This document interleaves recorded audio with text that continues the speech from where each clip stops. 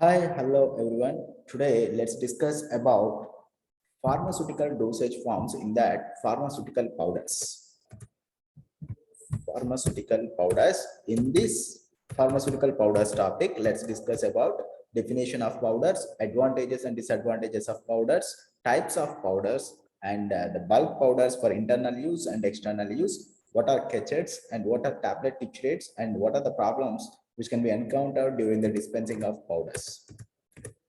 Definition of powders, you see here, the powders are the solid dosage forms of the drug in fine state of division in dry form. They are intended for internal or external use. So powders are what? Powders are solid dosage forms of the drug. These dosage forms are available in solid dosage, means a solid state. These are available in solid state. That is why they are called as solid dosage forms of the drug. They are available in fine state, and these powders are mainly targeted for internal use or external use. Means you can take these powders internally or you can apply these powders externally on the skin of human body. So this is the definition of powders. Powders are solid dosage forms intended for internal use or external use. Advantages of powders. Let's see advantages of powders. The main advantages of powders are, the first thing, these can be intended into internal use or external use. These can be taken through your oral route for internal purpose, or they can be applied onto the skin for external purpose.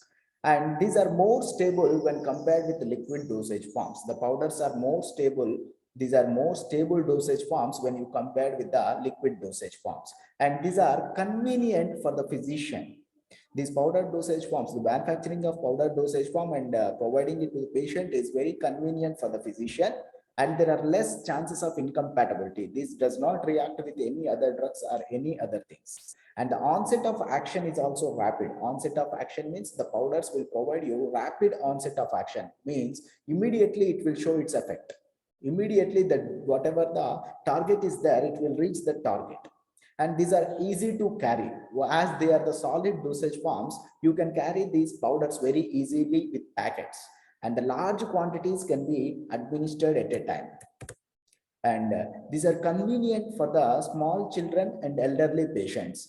So you can give these powders very easily to the small children. When compared with others like tablets, capsules, or injections, the child can take these powders very easily, and these are more economical. Economical means these are not that much cost will be there. They are very cheaper in cost. And the next one, disadvantages of powders. You see here, disadvantages of powders. These can't dispense bitter, nauseous, and unpleasant taste drug. So if the drug is bitter in taste or if the drug is unpleasant in taste, these powders cannot be taken very easily. So this is one of the disadvantage. And hygroscopic and deliquescent drugs cannot be dispensed very easily. Why? Because they can mix with moisture and they will become into liquid. So that is why you cannot dispense very easily these hygroscopic and deliquescent drugs. And the dispensing of powders is somewhat time consuming process. When you compare with others, the dispensing of powders is time consuming process. And the quantity less than 100 mg can't weigh on dispensing balance. If the powder is having, if the drugs are having less than 100 mg of weight, you can't weigh it on dispensing balance very easily. And you can't dispense volatile drugs also. Volatile drugs which can be evaporated, you can't dispense such type of drugs in powder dosage form. So these are the advantages and disadvantages of powders. Next, we will see types of powders. What are the types of powders are there? We will see in this.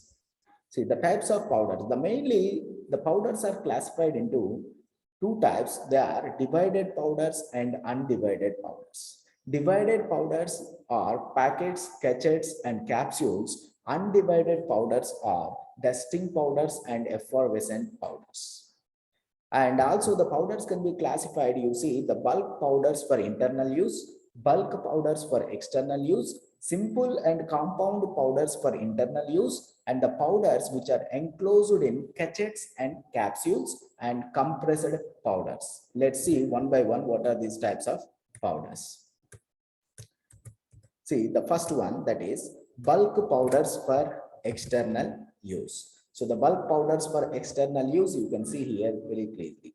Bulk powders for external use supplies non-potent drug. It is not a potent drug. It supplies only non-potent drug, which is having a less effect.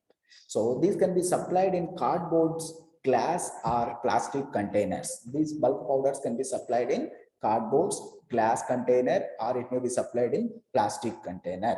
And the types of these bulk powders are mainly dusting powder, insufflations, snuffs, and dentifrices. Dusting powders, insufflations, snuffs, and dentifrices. These are the bulk powders which can be given for external use. So see, the first thing, that is dusting powders. So dusting powders, these are mainly meant for external application onto the skin. The dusting powders are mainly given onto the skin and generally applied in a very fine state to avoid local irritation. Why it is given in fine state? To avoid the local irritation means sometimes if it is not given in fine state, if it is given in bulk state, then what happens is irritation will occur on that surface. Irritation will occur on that surface. So that is why these are mainly given in fine state. So dusting powders, what are dusting powders? Again, you see dusting powders are meant for external application onto the skin, and they are generally applied in very fine state of subdivision to avoid local irritation. And these are mainly two types. They are medical powders, surgical powders. So medical dusting powders. The medical dusting powders means they are used for superficial skin conditions. They should not be used for applying to the open wounds or applying to the broken skin. So you should not use medical dusting powders for wounds or broken skin. They are used only for the superficial skin conditions, the upper skin conditions.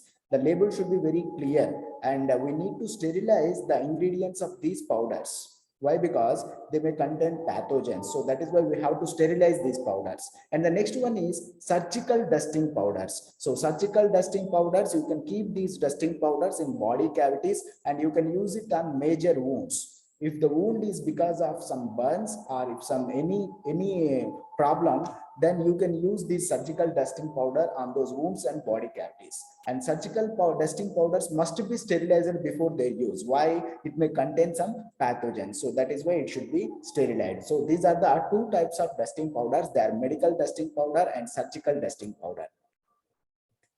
Next, bulk powders for external use. What are the requirements for dusting powder? You see here, the dusting powder requirements are, it should be very fine and it should be free from irritation. It should flow easily and it should have good covering capacity and it should have good absorptive capacity, and the powder should spread very uniformly over the body surface, and it should have good cleaning surface application, and it should protect the skin from irritation which can be caused by friction, moisture, and some chemical irritants. So these properties the bulk powder should contain. The bulk powder for which you use for external use should contain these properties.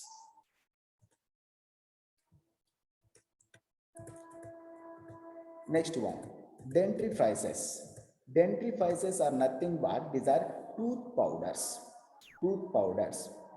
Dentifrices are the preparations which are generally used with the help of toothbrush. So you can take this tooth powder and toothbrush and you use these dentifrices for cleaning your teeth. And they are available in the form of fine powders and paste. It mainly contains calcium sulfate, magnesium carbonate, sodium carbonate in fine powder, and some contains detergent or soap, humectant, and sweetening agents and flavors, opacifiers, and coloring agents. And the next one is insufflations. Insufflations, these are also the fine powders. These are used to produce either local effect such as the treatment of ear or nose or any throat infection or any systemic effect, such as when they are inhaled into the lungs, they get absorbed from the lungs. So these are the insufflations. So insufflations are nothing but these are the fine powders which produces the local effect. Means you can apply it locally in any part. It does not produce general effect. It produces only local effect. Local effect means if you apply it to nose, it will show its effect in nose. If you apply it to throat, it will show its effect in throat. If you apply it to ear, it will show its effect in ear. So that is called as local effect. General effect means it will apply to whole body, but it shows only local effect. It is mainly used to clean the lungs, insufflations. So here we will make a drug into fine powder and we will pack it into the containers, and we will use it with a machine called as inhaler. So these are insufflations. Next one is snuffs.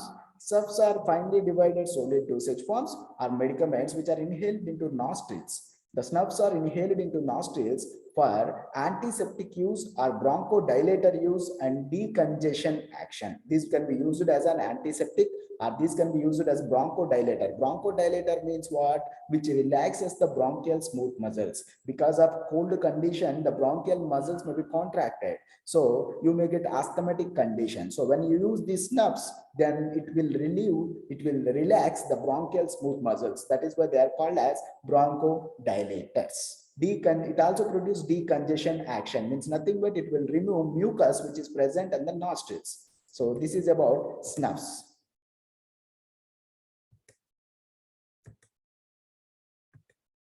Next one, simple powders and compound powders for internal use. What are simple powders and what are compound powders? Simple. Simple powder is simple, which contains only one ingredient. So you will write the definition as like this. The simple powders are the powders which contain only one ingredient, and compound powders are the powders which contain two or more ingredients which are mixed together. So this is the difference between simple powder and compound powder. Again, you see simple powder means nothing but it contains only one ingredient. How you can write the definition? The simple powders are the powders which contains only one ingredient, and compound powders are the powders which contains two or more ingredients, two or more excipients which are mixed together. So such type of powder is called as compound powder. So this is the difference between simple powder and compound powder. They can be sealed with two types of sealings, sketchets. So see, these sketchets we will discuss in the next class. So up to simple powders and compound powders we have discussed today. These sketchets we will discuss in the next class. So thank you. Subscribe to my channel for more and more pharmacy teaching videos. Jai Hind.